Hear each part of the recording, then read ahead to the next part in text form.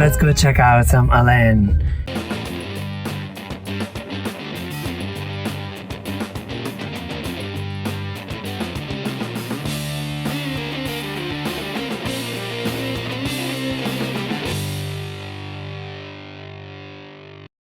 In the last 2 episodes, I took you around Abu Dhabi to show you some of the most iconic spots, and this time I am taking you to the garden city of Ain.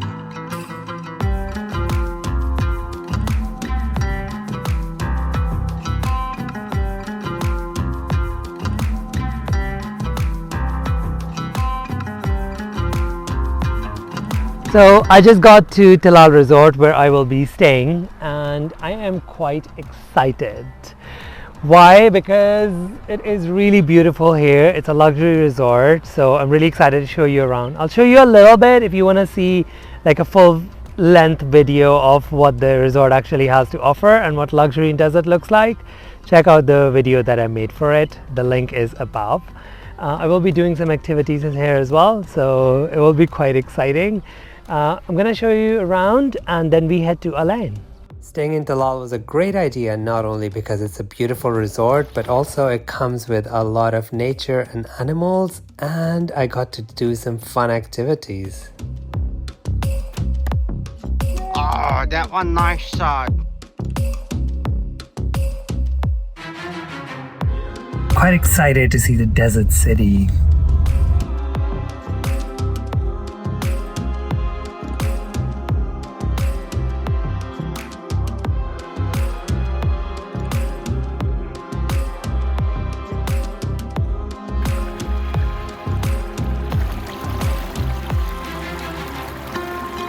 My first stop in Ain is Qasr Al Muwaiji, the birthplace of Sheikh Khalifa.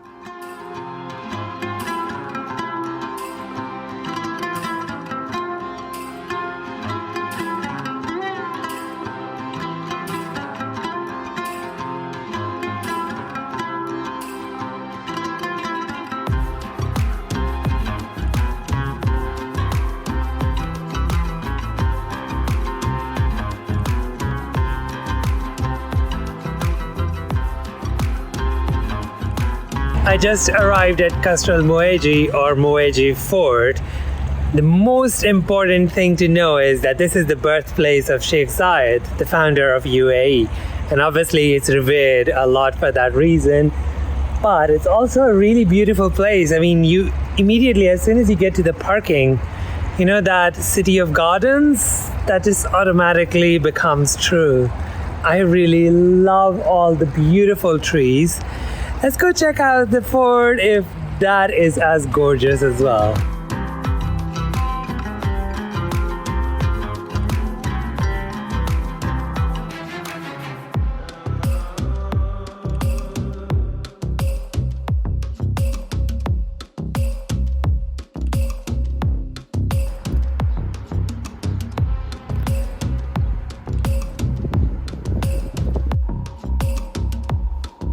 This is the birthplace of the current president of United Arab Emirates, Sheikh Khalifa, who's also the Emir of Abu Dhabi.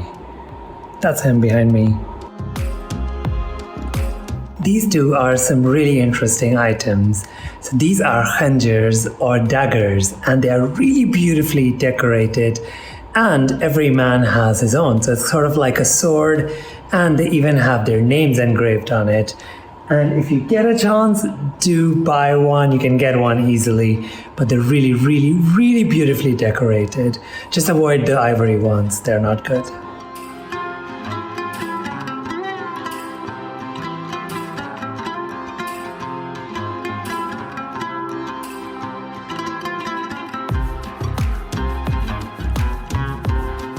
And he's the guy Burj Khalifa is named after.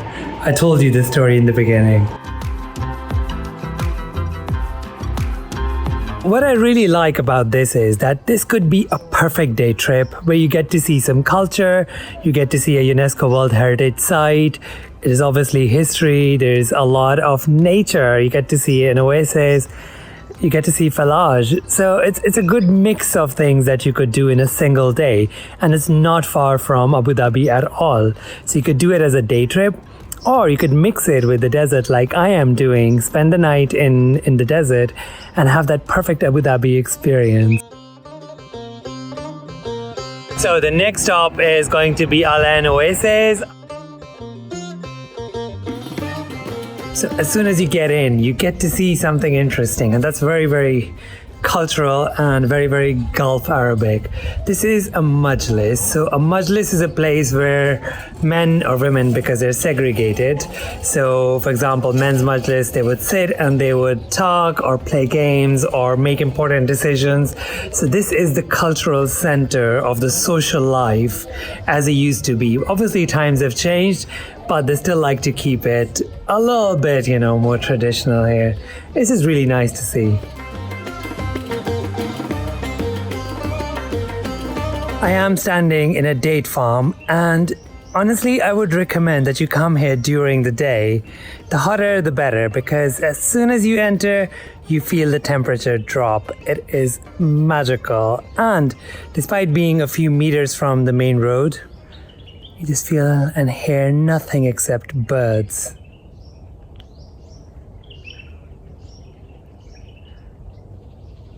It's beautiful.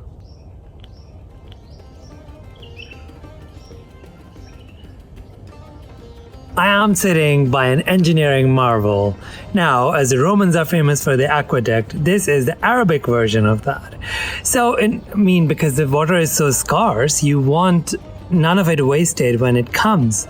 So they would develop all the farms slightly lower than the rest of the landscape, and the water would seep through these fallage. This is called a fallage. And then it would flow through this just on the basis of gravity, and it would irrigate everything around, and that is amazing. I've seen this in Oman before, which is just right next door, and obviously it's the same practice here, and it's a UNESCO World Heritage thing that it's the technology, the concept of it.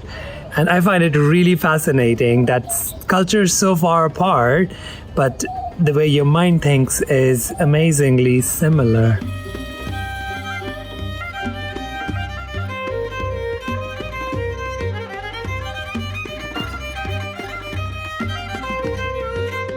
So WhatsApp and Skype calls do not work in United Arab Emirates. You need to use a VPN. There are also a few websites and apps, etc. that don't work. So I would recommend you get a VPN before coming. I use Hotspot Shield, sorry. And no, I'm not being paid by them to advertise this. I've got like a subscription, and it's generally really good. But if it's just for calling, I would recommend getting a local SIM card like Etisalat or Duo that also includes a lot of flexi minutes, which are available for calls in over 130 countries. So just make your life simple.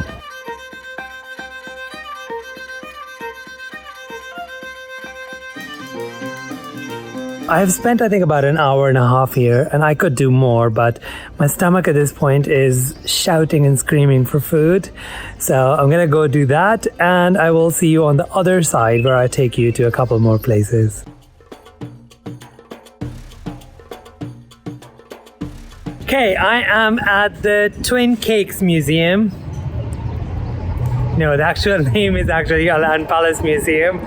But look, don't they look cute, the towers, like two cakes?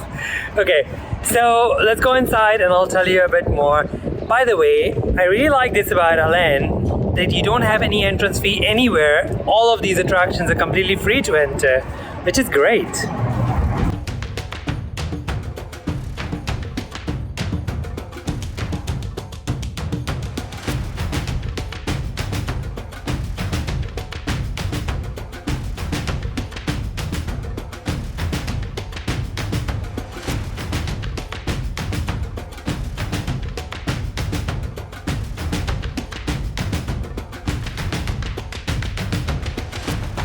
This is an interesting place to come because, the royal families in this region are notoriously private. And this is a rare glimpse into the life and what they used to have. And this is a good chance to see a royal residence because this used to be a palace. And then it was later opened up. But you can see how they lived, you can see how different parts of the household were differentiated.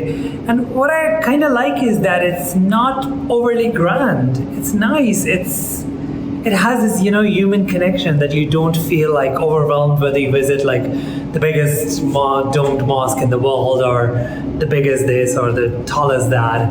It's more human. There's more connection here, which I really like. And I really love these beautiful windows. Absolutely beautiful. Okay, let's continue.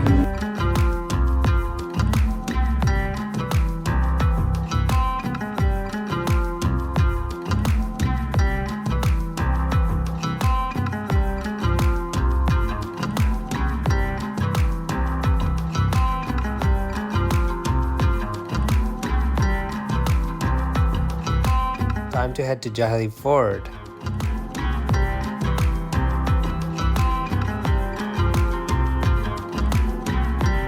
My last stop for today in Al Ain is going to be the largest fort in the area, Al Jahili Fort.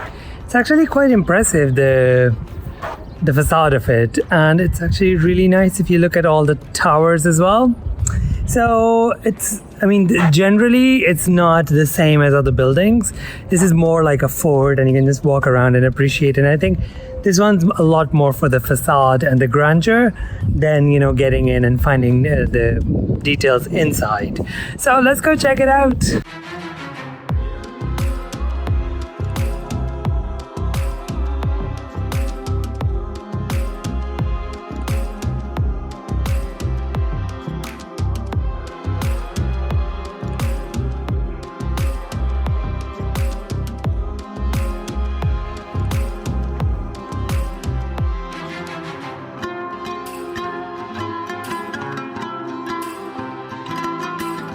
Also have an exhibition space where you can check out all the different stuff that's happening at the moment.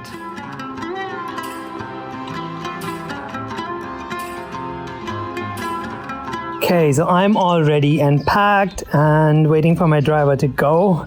I hope I've changed your mind about Abu Dhabi and you're gonna come explore this beautiful emirate. So let me know what you think in comments. I think my driver is here. So I will see you in the next video. Bye. This is Brown Boy Travels, and let me know what you think of the video. Do hit the like button and subscribe. And if you have any suggestions for your own countries so I can visit, do let me know as well. You can also check me on Instagram and TikTok. I will see you in the next video. Bye.